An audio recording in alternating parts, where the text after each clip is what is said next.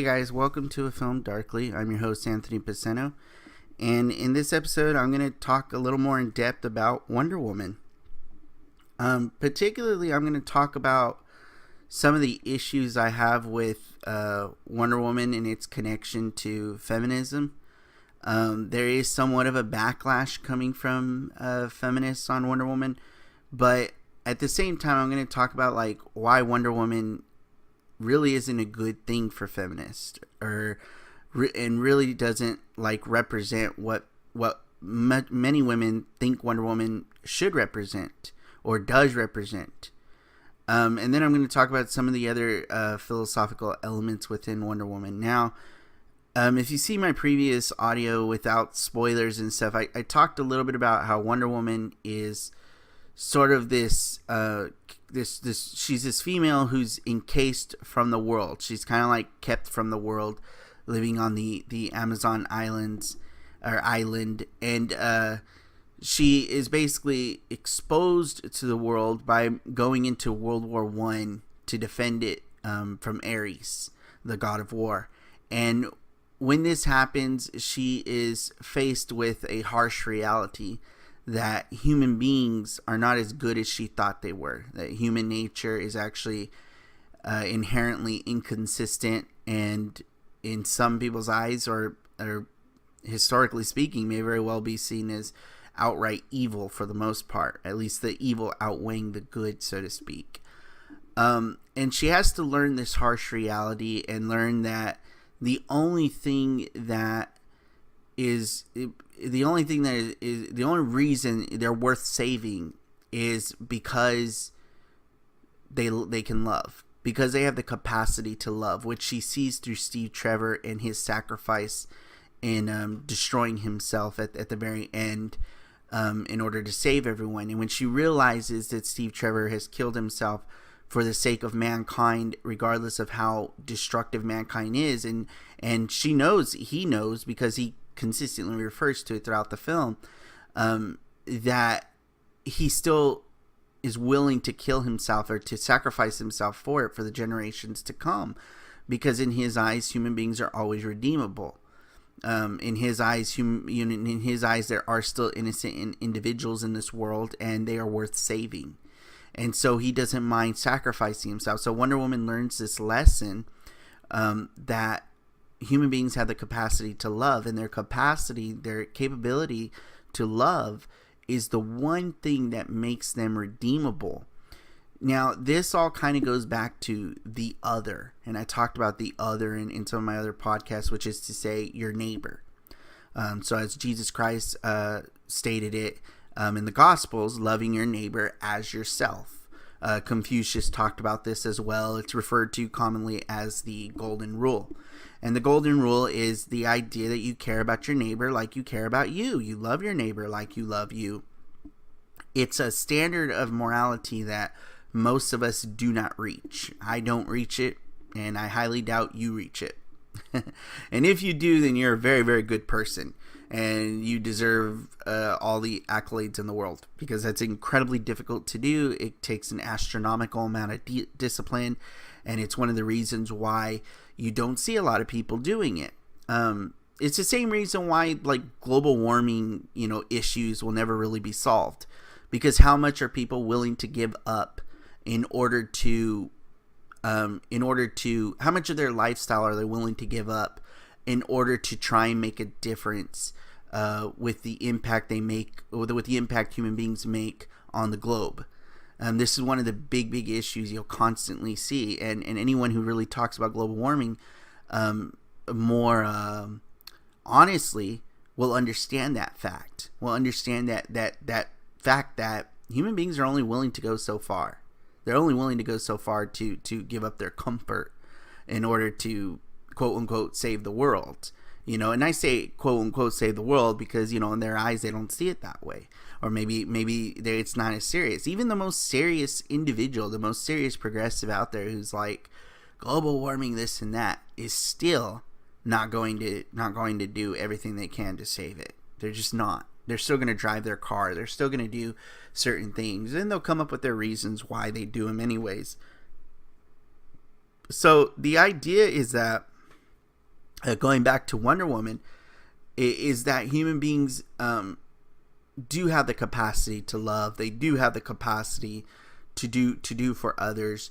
But there's this extent that we have a very difficult time living that out to the most extreme possibility that would really give us a utopia if we did. But we won't, because it takes too much out of us. It's too much discipline. It's too much work. The best people have been the people who've tried. A great example would be Gandhi. Gandhi really, really tried. Gandhi had his faults, but he tried. That's what makes Jesus Christ kind of like this archetypal sort of hero individual, because Jesus was the individual who did do it. He's the one person in history that did live that life. And that's what's so intriguing about the Jesus story. So anyways, moving on. When Wonder Woman sees the love, she realizes they're worth it. Now we still find out in Batman vs Superman that she stepped away from the world. So we don't know if she stepped away because after she saved mankind, she still thought, oh, mankind still has their issues, or maybe there was something else that kind of brought her down.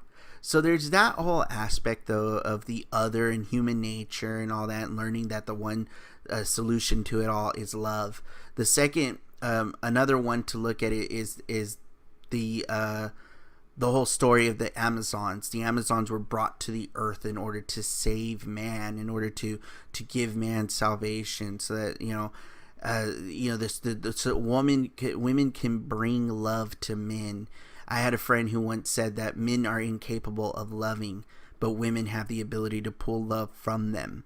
And I thought that was very, very interesting, this concept that women extrapolate love from men, that it's sort of dormant within themselves, and then here is love that kind of, the female that is able to somehow tame that man and bring that man into this area of love. And it seemed like that's what the Amazons were really supposed to do until they decided, screw mankind, and they walked away. And then they got on their own little island, and Zeus gave them covering and all this stuff, and then gave them this ultimate weapon to fight Ares and everything, which we find out was Wonder Woman.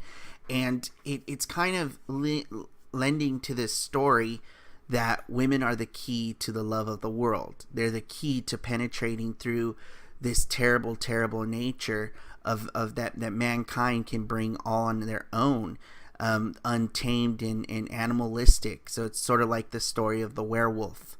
The werewolf is the man who is imbalanced. He's both black and he's both white, and he's just this imbalance of being this creature that is neither good nor evil. He's sort of, I said that wrong.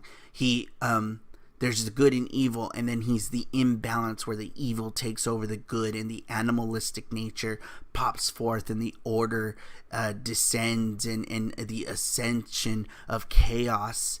And interestingly enough, the thing that kills a werewolf is what? Silver.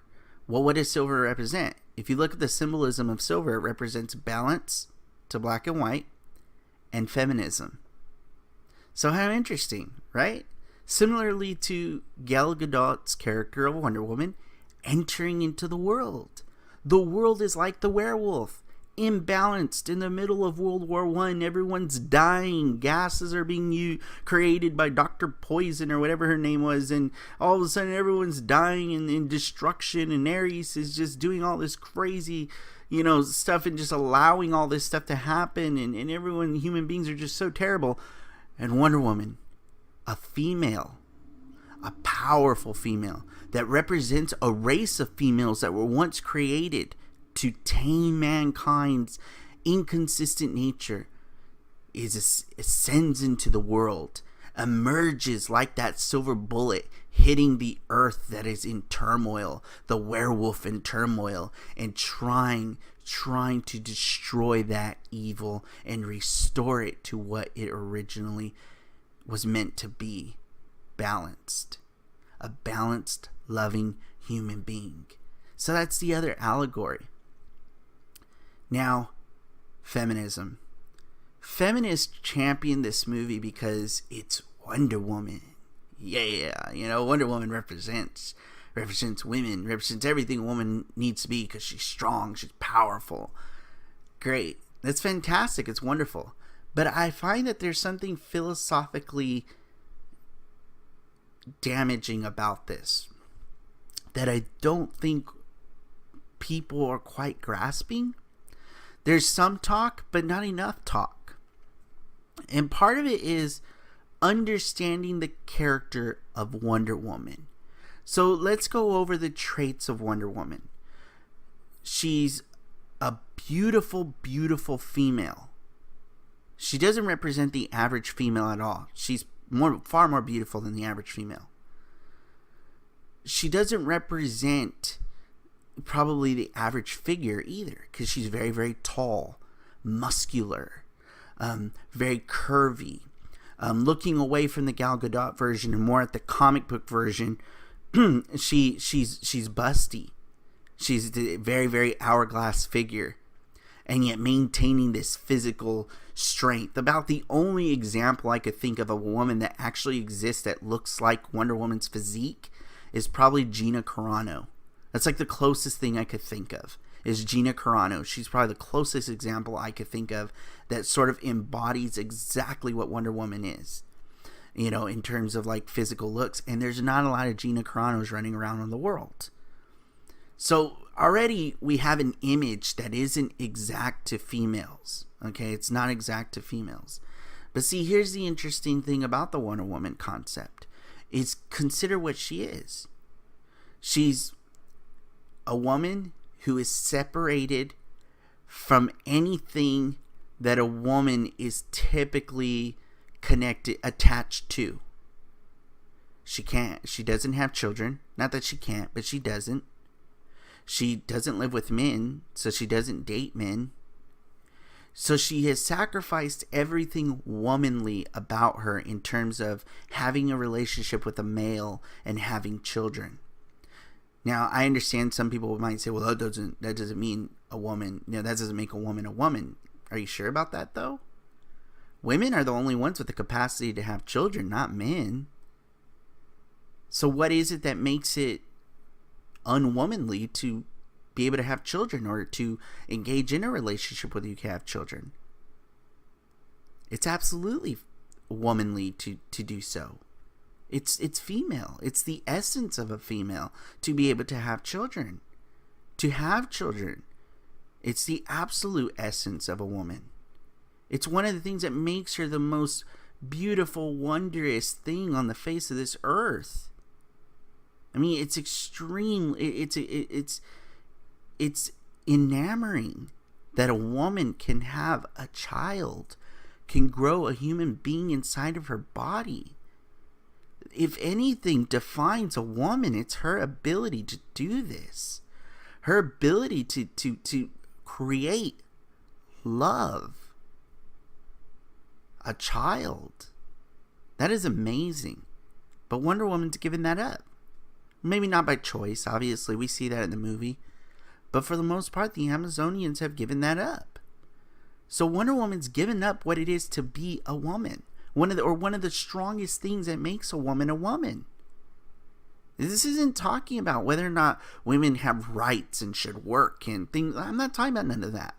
Whether or not a woman can have a child has nothing to do with those kinds of things. So don't try and get up in arms when I say that one of the things that makes a woman is her ability to bear children. Because it really is a fantastic thing. So Wonder Woman backing away from that, not being a part of that, is her abandoning what it is to be female. Now let's look at her other traits that I already discussed. She's beautiful, more beautiful than the typical woman. If you're talking the comics, she has a figure that is completely unnatural. Unnatural in the sense that she has, she's very curvy and very voluptuous, and all at the same time buff, built, muscular. Now they try not to go too muscular with her because they want to keep that male audience. She has long, beautiful hair. She has all the wonderful features that men love. So let's see. She's abandoned what it is to be a woman. She has all the features that men love. And at the same time, she embodies physical strength at a level females don't tend to. How many women out there are stronger than men? And how many men are they stronger than? You're probably going to be, well, Ronda Rousey could beat up a guy. I'm sure she could. But can she beat up another MMA fighter? No. I mean, another male MMA fighter? Doubtful. Very doubtful. Even if you took the smallest guy like Demetrius Johnson, who fights at 125 pounds, he would still run her over. He would. He'd run over probably any female. It's nothing against women. It's just anatomy. It's physicality. But here's Wonder Woman taking on the traits of Superman, taking on the traits of a male, and being masculine and independent, taking on all of these traits that are predominantly known as being male. Are they known as being male because we just assume that? Some people might suggest that, but I don't think so. We tend to see it all over the world. Who was the one that influenced the entire world to be that way? Is it religion? Did religion do that? I could understand some people trying to argue that because a lot of religion seems to be hierarchical.